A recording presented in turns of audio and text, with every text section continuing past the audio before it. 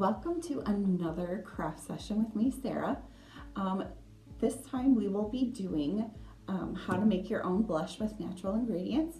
And then we will be working on yarn wall art. So basically it's a little weaving, but we will start today with your do-it-yourself blush with all natural ingredients. And basically all of what we would use, we would be able to consume as well.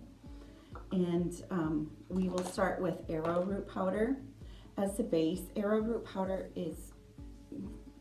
has so many uses, but it can be easily interchanged with cornstarch powder.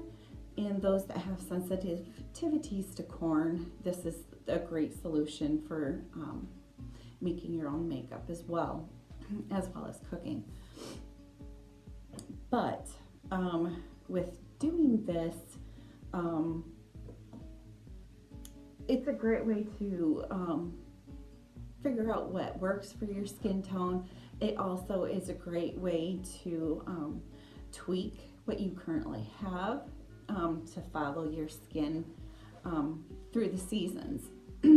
So whether you it doesn't matter what your complexion is, it's easy to tailor and update. And so for our base, you will be getting instructions, and this is a rough outline of what you would like to use if you want darker or lighter. I did not bring in the peach powder with me, but that is another, it's much lighter. It gives you a way more fleshy tone. So if you're really light ivory skin tone and don't want to overdo it, that's a great other component. And then if you have a much darker pigment, bringing in cocoa powder to your arrowroot and your other powders is the best way to darken. So, and here we have beetroot powder and the hibiscus powder. Beetroot powder is actually lighter than the hibiscus powder, and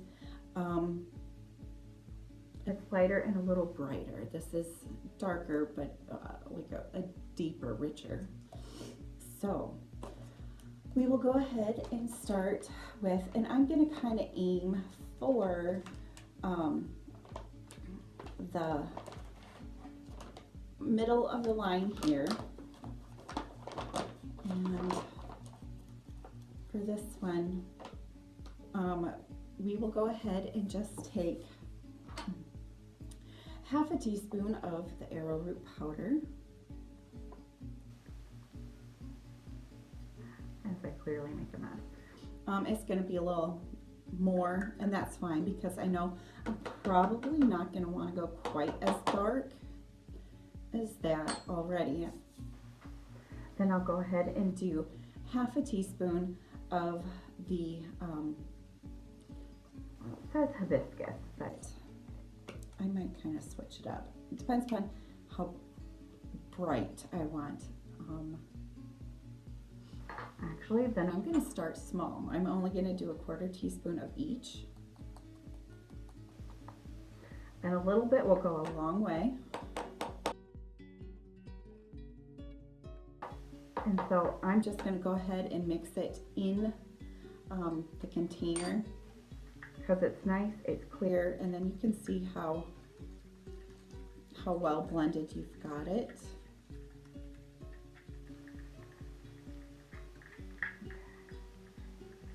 I can tell you right now that I like this so far.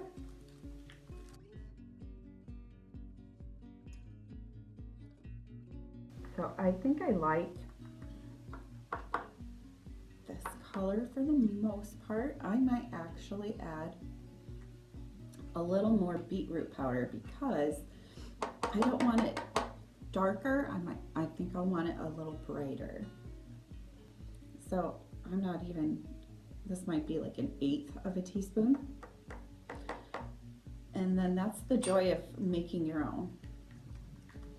and there's enough room in here to compensate if you need to compensate for too much either way, to add more a base. If you just all of a sudden decide it as way too dark, you can go ahead and add more beetroot powder or peach powder. Yeah. And I'll just go ahead and add just another 1/8 of the beetroot.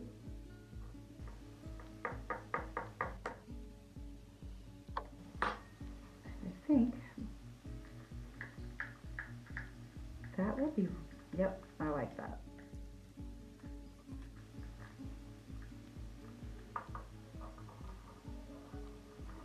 And so I've mixed this up pretty good to where I think I know what I've got. I'm actually going to go ahead and put my lid on. And then of course, you know, you always have some that sticks in the bottom.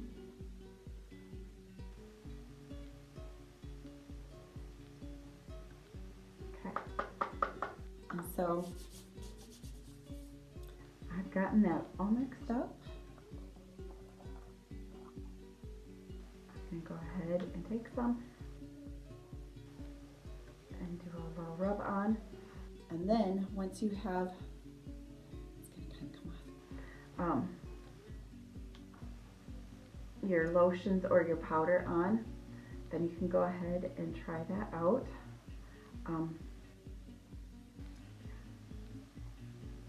It's a little grainy, so you're going to want to have like a foundation for it to kind of adhere with. But I don't know if you can see it very well, but I like it. I like that a lot. It's about what I have on right now. So yeah, this is perfect for me. And once again, it's just a fun, simple way to go ahead and dip our toes into making our own makeup in an all natural, healthy way if you're trying to remove added toxins or chemicals to your daily routines. Okay. And like I said, super simple, super easy. We're done, no time flat. So then we can move on and over to our weaving, which is a little more time consuming. But I have to say, I have absolutely enjoyed weaving. It's really neat to see it come together. And it's a great way to use pass time. Not that we have lots of time that we just want to sit around and pass, but if you're watching a movie or listening to your audiobooks, weaving is great. So what you're going to start off with is your 4 dowels. And with these 4 dowels, you'll go ahead and take a length of the burlap, or not burlap, the twine. And then we're going to go ahead and wrap around the cross sections and then around the cross sections again and tie it off nice and tight. This is not a permanent, this is nothing more than aesthetics for you to begin with. Here is for a piece for you to hang up on your wall, and just an introduction to weaving. So this is not meant to like stand up to lots and lots of weaving, or it's just not super sturdy. And you'll find out, because I found out that mine does slide. So you can also hot glue and then tie around and make it a little more sturdy and not so easily moved. So it's up to you how much effort you want to put into your frame. I can tell you that it's easy. So once you get your frame put together, you're gonna take like a string, not a yarn. This is all cotton, and I think this is like cotton denim. I chose 2 different colors to go up and down with. Also, I don't recommend having put all sorts of string to weave through on your first go. I did, and it can be very time consuming to start out with. So just for something fun to put on your wall, this would, the less you put on for the string, the less time it will take.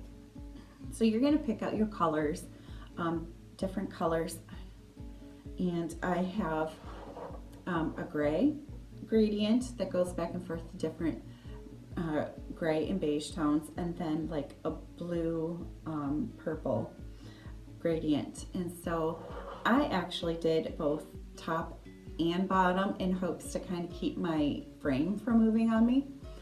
So but once again, it is up to you, and weaving is so fun in that you get to be creative in so many different ways. In the printout that you will get, I will show you different options for weaving, fun ways to mix things up a little bit. Outside of the 2 different colors here, these do have like silver shimmer strands within the yarn, so that's fun, but it is like the same weight yarn, both colors are. And so then I am actually, to show you, I'm gonna take a totally different yarn, a different weight and everything, and if you're going to be weaving quote unquote for real, you don't secure it to the outsides of your frame. I did, because that's just what I wanted to do. So you can do it either way. I am going to start, and I'm going to go around here.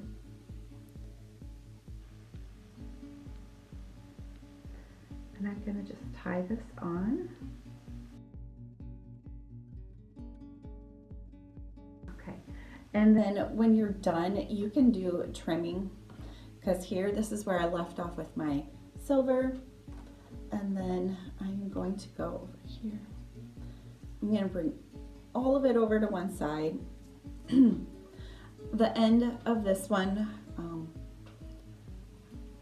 you can use like this is just paper.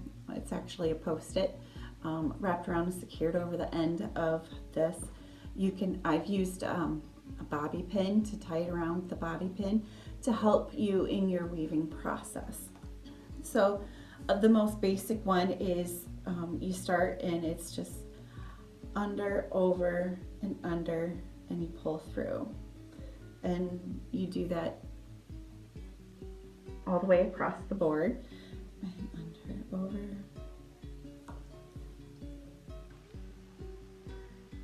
and so like I said, the more strings you have to weave through, the longer it will take to do, and it's just so much fun.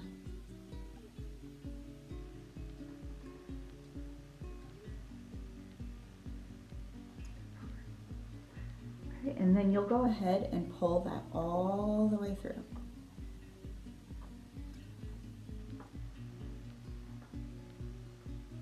And that is like your first weaving, first line. And then,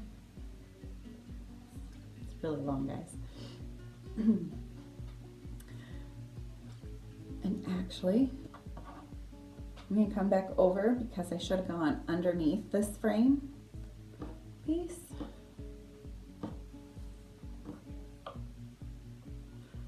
I guess this would be the most annoying part. as if you're just like, I'm just gonna yank this through. No, it's gonna catch on something.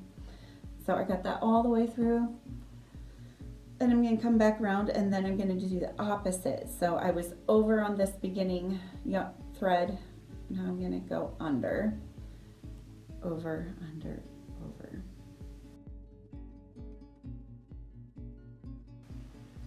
And once you get the hang of it and how you want to do it, it'll start going faster. I suggest starting with just the basic weave like this to begin with, just so you get a feel of it.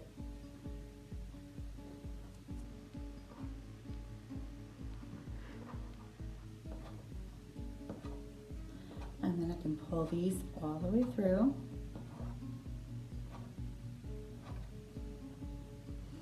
And then with this, you can just use your fingers to bring it all down, scrunch it all down, or some people use a comb. And then if you already are a weaver, you have other tools, which is basically a comb. And then you can just go back and forth.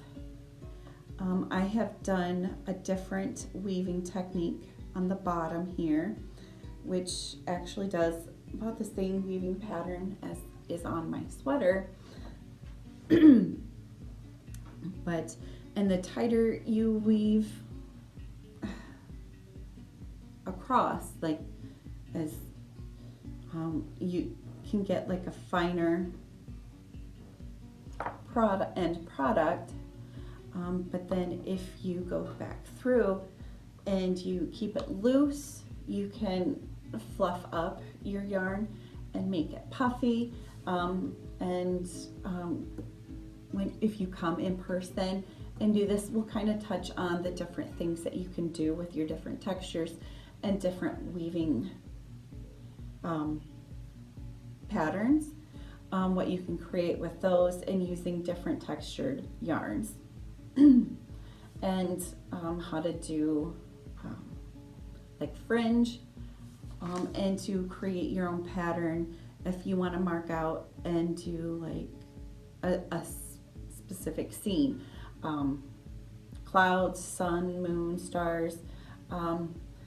There's just a whole host of different things you can do with weaving, and I hope you enjoyed as much as I have. I've learned a lot, and we hope to see you again. Thank you.